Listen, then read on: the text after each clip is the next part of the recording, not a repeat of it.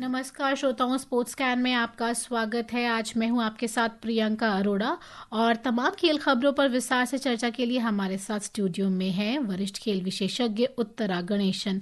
नमस्कार उत्तरा जी, स्वागत है आपका कार्यक्रम में।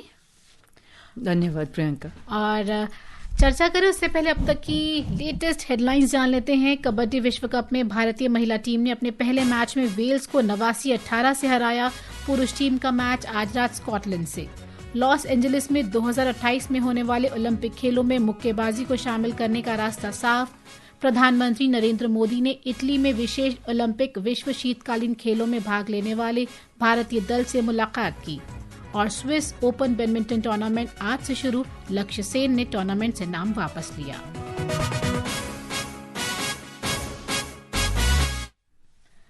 इंग्लैंड में कबड्डी विश्व कप में आज भारतीय महिला टीम ने अपने पहले मैच में वेल्स को 89-18 से हराया। उधर पुरुष टीम आज रात स्कॉटलैंड के साथ मुकाबला करेगी। कल भारतीय पुरुष टीम ने इटली को 64-22 से हराकर अपने अभियान की शुरुआत की थी। और अब कल होने वाले मैच के बारे में भी आपको बता देते हैं। भारतीय पुरुष टीम का सामना हांगकांग से और महिला टीम का सामना पोलैंड से होगा। भारत की पुरुष टीम और महिला दोनों टीमें इस प्रतियोगिता की पूर्व विजेता रही हैं उत्तरा। और देखा जाए तो कबड्डी में हम बहुत ही स्ट्रॉन्ग कंटेंडर्स हैं। चाहे हम एशियन गेम्स की बात करें 2023 में, उसमें भी हमने खिताब जीता था। बिल्कुल, लेकिन अगर आपको याद हो तो उसके पहले वाले में ईरान ने हमें हराया था। जी।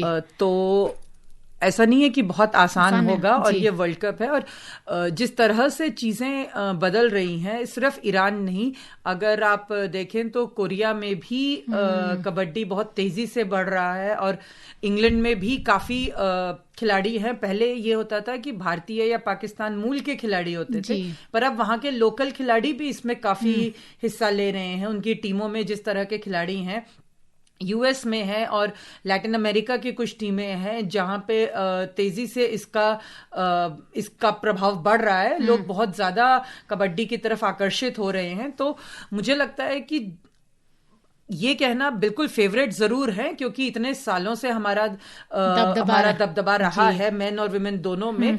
पर पिछले कुछ सालों का अगर देखें तो आसान नहीं होगा, चीजें और मुश्किल ही होती जाएंगी। और मुझे लगता है कि इस चीज पे ध्यान देने की जरूरत है कि ऐसा ना हो कि कबड्डी जैसे खेल में भी हमें स्ट्रगल करना पड़े। क्योंकि हालांकि यहाँ पे प्रो कबड्डी लीग होती है जिससे काफी नए खिलाड़ी आए हैं और बहुत से यंगस्टर्स ऐसे हैं जिन्होंने इंप्रेस किया है उसमें।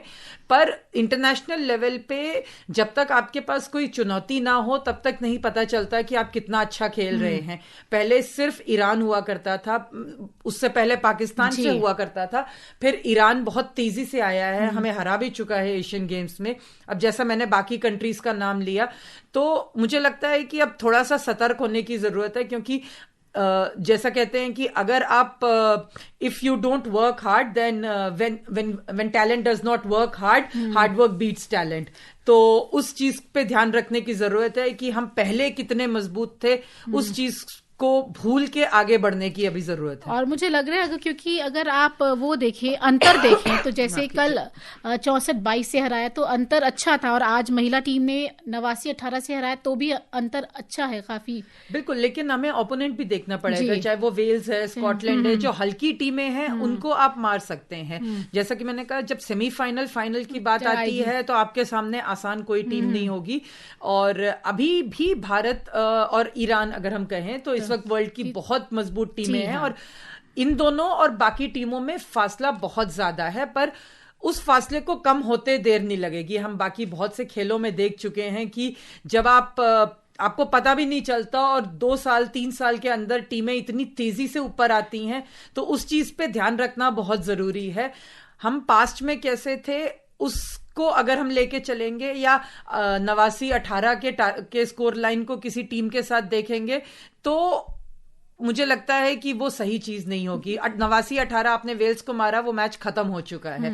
अगला मैच कैसा है? और पोलैंड हल्की टीम नहीं होगी जी। तो जितना टफ कंपटीशन होगा मजा भी उतना ही आएगा और उतनी आपको प्रेरणा मिलेगी। बिल्कुल, और टीमों के लिए भी अच्छा है, क्योंकि अगर आप अकेले जीतते रहेंगे तो उससे क्या फायदा जीतने का। तो भारतीय पुरुष टीम इटली, स्कॉटलैंड, वेल्स और हांगकांग के साथ ग्रुप बी में है, जबकि ग्रुप ए में इंग्लैंड, हंगरी, पोलैंड, जर्मनी और अमेरिका की टीमें हैं। महिलाओं की 6 टीमों को डी और ई समूहों में बांटा गया है। भारतीय महिला टीम ग्रुप डी में है, जिसमें उसका मुकाबला वेल्स और पोलैंड से है। ग्रुप ई में हांगकांग, हंगरी और इंग्लैंड की टीमें हैं। बॉक्सिंग के गलियारे से बहुत ही अच्छी खबर आ रही है। लॉस एंजलिस ओलंपिक खेलों में मुक्केबाजी को शामिल करने का रास्ता साफ हो गया है। अंतर्राष्ट्रीय ओलंपिक समिति के कार्यकारी बोर्ड ने 144वें सत्र से पहले से मंजूरी दे दी है। अंतर्राष्ट्रीय ओलंपिक समिति ने पिछले महीने विश्व मुक्केबाजी को अस्थायी मान्यता दे दी थी, जिससे अंतर्राष्ट्रीय मुक्केबाजी संघ को दरकिनार करके नई नियामक इकाई को अधिकार सौंपे गए थे। ओलंपिक समिति के आज से 21 मार्च तक चलने वाले सत्र में लॉस एंजलिस ओलंपिक 2028 में मुक्केबाजी को शामिल करने के कार्यकारी बोर्ड के फैसले को मंजूरी भी मिलेगी। देखा जाए तो ओलंपिक समिति की देखरेख में टोक्यो ओलंपिक 2020 और पेरिस ओलंपिक 2024 के मुक्केबाजी की स्पर्धाएं हुई थी और लंबे समय से जो संचालन संबंधी मसलों और मुकाबलों की निष्पक्षता पर सवाल उठाने के बाद अंतर्राष्ट्रीय मुक्केबाजी संघ की मान्यता रद्द कर दी गई थी। तो देखा जाए सभी बॉक्सर्स के लिए, भारतीय बॉक्सर्स के लिए बहुत ही गुड न्यूज है ये।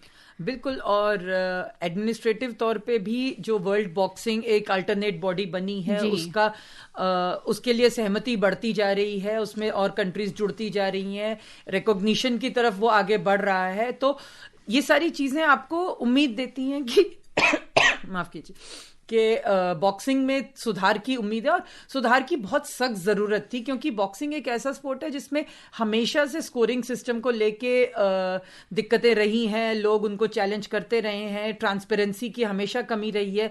और उसके बाद लगातार कई ओलंपिक्स में जिस तरह से हुआ था, उसके बाद जो उनके इन्वेस्टिगेशंस हुई थी उसमें यह पता भी चला था कि उसमें बायस्ड होते हैं, उसमें स्कोरिंग सिस्टम के साथ छेड़छाड़ होती है, जो स्कोरिंग ऑफिशियल्स होते हैं उनकी करप्शन की काफी खबरें आई थी। ये सारी इन सब चीजों के बाद ही उनको सस्पेंड किया गया था। पर अब बॉक्सिंग को इंक्लूड करने का जो प्रस्ताव है, जो मुझे लगता है कि मंजूर हो जाएगा, वो बॉक्सर्स के लिए बहुत अच्छी चीज है, खास करके भारतीय बॉक्सर्स के लिए। पर बॉक्सर्स ऐसे देखा जाए पेरिस ओलंपिक में देखे तो हमें हमारे बॉक्सर्स को खाली हाथ लौटना पड़ा था वहां से। तो बिल्कुल, लेकिन उसमें उस स्तर पर भी मेहनत करनी। लेकिन उससे पहले जो जिस तरह से कंफ्यूजन चल रहा था, उसमें आपको ये नहीं पता था कि बॉक्सिंग पहले होगा कि नहीं होगा। लास्ट मिनट पे ये हुआ कि बॉक्सिंग रहेगा पेरिस में। उसके बाद उसकी तैयारियों के लिए लगातार वो इंटरनेशनल आईओसी के अंडर चीजें हो रही थी, जो क्वालिफायर्स हो रहे थे वो भी बहुत ज्यादा क्लैरिटी उनमें नहीं थी। तो वो सारी चीजें भी कहीं ना कहीं खिलाड़ियों के मानसिक उस पर असर करती हैं। आपको पता नहीं है कि आपको किस चीज के लिए ट्रेन करना है, आपका खेल रहेगा नहीं रहेगा, आप सारा साल मेहनत करें और उसके बाद आप पार्टिसिपेट ना कर पाए, आपको कुछ पता नहीं है। अब जिस तरफ चीजें जा रही हैं on the field end of the field, मुझे लगता है खिलाड़ियों के लिए ये एक अच्छी चीज है, क्योंकि आपको एक क्लैरिटी मिलती है।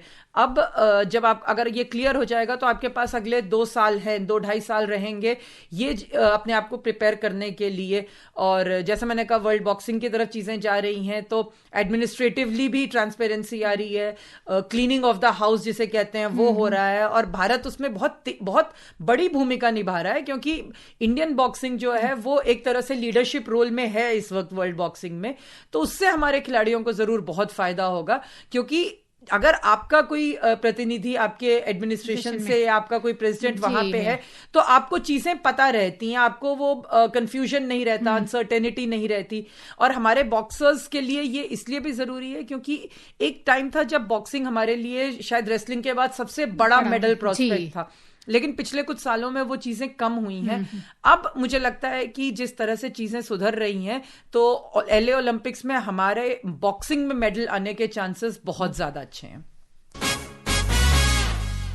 स्विस ओपन बैडमिंटन टूर्नामेंट आज से शुरू हो गया है। आज क्वालिफायर्स मैच खेले जा रहे हैं और इसमें बड़ी खबर यह है कि लक्ष्य सेन ने इस टूर्नामेंट से अपना नाम वापस ले लिया। इस पर एक रिपोर्ट है, आइए सुनते हैं।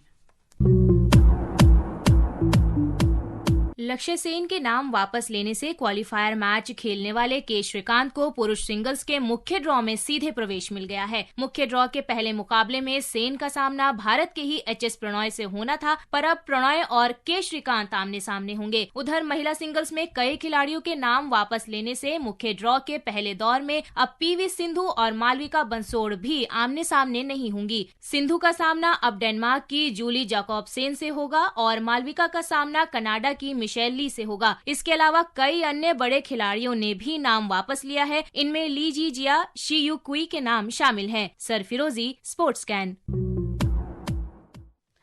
Uttara all England badminton championship के क्वार्टर फाइनल में पहुंचे थे लक्ष्य सेन, और इस मोमेंट पे उनका नाम वापस लेना सेटबैक है इंडिया के लिए। बिल्कुल, लेकिन हमें ये भी समझना पड़ेगा कि बहुत ही टाइट कैलेंडर है, बहुत ज़्यादा बैडमिंटन का, और लगातार जो टॉप के प्लेयर्स हैं वो इस चीज़ पे बोलते रहे हैं, आवाज़ उठाते रहे हैं कि कहीं ना कहीं थोड़ा सा आपको प्लेयर्स के मानसिक और फिजिकल हेल्थ पे ध्यान देने की ज़रूरत है। और कुछ टूर्नामेंट्स ऐसे हैं जिसमें आप का खेलना बहुत ज़रूरी होता है, और चाहे वो रैंकिंग के हिसाब से हो या प्रेस्टीज के हिसाब से हो, पर लगातार हर हफ्ते आप नहीं खेल सकते हैं। सात्विक और चिराग भी उन्होंने विड्रॉ किया था इंजरी की वजह से लगातार। यहाँ पे भी एक्सेल्सन नहीं खेल रहे हैं क्योंकि वो पिछले ऑल इंग्लैंड में वो हार गए थे और उनका बैक इंजरी फिर से फ्लेयर अप हुआ था। मिया ब्लेकफील्ड नहीं खेल रही हैं। रचनोक इंतनॉन ने विमेंस में पुल आउट कर लिया है। तो बहुत से ऐसे बड़े नाम हैं जिन्होंने पुल आउट किया है, क्योंकि पॉसिबल ही नहीं है किसी खिलाड़ी के लिए कि इतने हाई लेवल पे लगातार आप हफ्ता दर हफ्ता हर रोज मैच खेलें।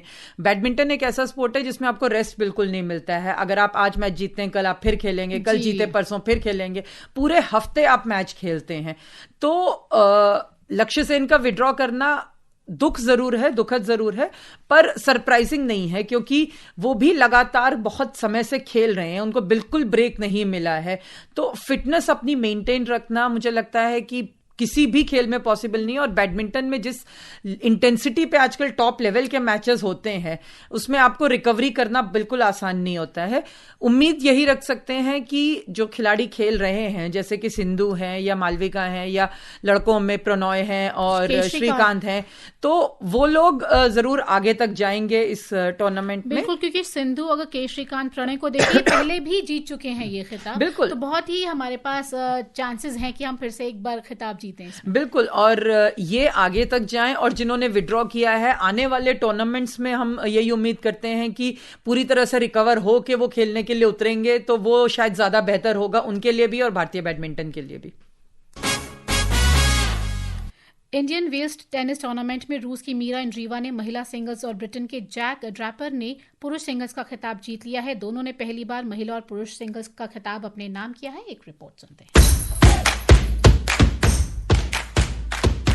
एंड्रीवा ने अपना स्वप्निल प्रदर्शन जारी रखते हुए विश्व की नंबर 1 खिलाड़ी बेलारूस की आयना सबालेंका को 2-6, 6-4, 6-3 से हराकर महिला सिंगल्स ट्रॉफी पर कब्जा किया। इस हार से सबालेंका का सपना फिर टूट गया। 17 वर्षीय खिलाड़ी एंड्रीवा ने पहला सेट गंवाने के बाद शानदार वापसी की। वह इतिहास दोहराते हुए 1999 में सेरेना विलियम्स के बाद टूर्नामेंट की सबसे कम उम्र की चैंपियन बन गयी। उधर पुरुष सिंगल्स में ब्रिटेन के युवा ड्रैपर ने 12वीं वरीयता प्राप्त डेनमार्क के होल्डर रूने को 6-2, 6-2 से मात दी। इससे पहले उन्होंने सेमीफाइनल में 2 बार के चैंपियन अलकराज को हराया था। Neha Goswami, sports can. इस हार से सबालेंका का एक बार फिर सपना टूट गया ये टूर्नामेंट जीतने का। टेनिस जिस लेवल पे हो रहा है उसमें स्पेशली विमेंस टेनिस में लगातार नए आपको मिल रहे हैं। हालांकि साबालेंका और श्वाटेक एक एक्सेप्शन है कि वो इतने सालों से हैं और अभी भी टूर्नामेंट्स में टाइटल की खिताब के लिए वो खेल रहे हैं, पर जिस तरह से नए खिलाड़ी आते जा रहे हैं आसान नहीं होगा इनके लिए अपने आप को कंटिन्यू करते रहना।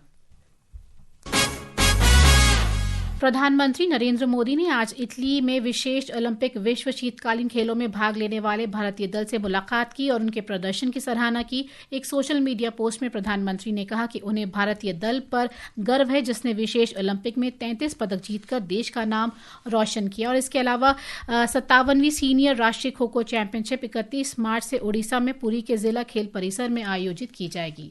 समय कह रहा है आपसे अनुमति ली जाए। उत्तरा जी, आप स्टूडियो में आई और विस्तार से खेल खबरों पर चर्चा की, इसके लिए धन्यवाद। धन्यवाद प्रियंका। श्रोताओं, प्रियंका अरोड़ा, स्पोर्ट्स कान की पूरी टीम को दीजिए अनुमति कार्यक्रम संपन्न करने की। नमस्कार।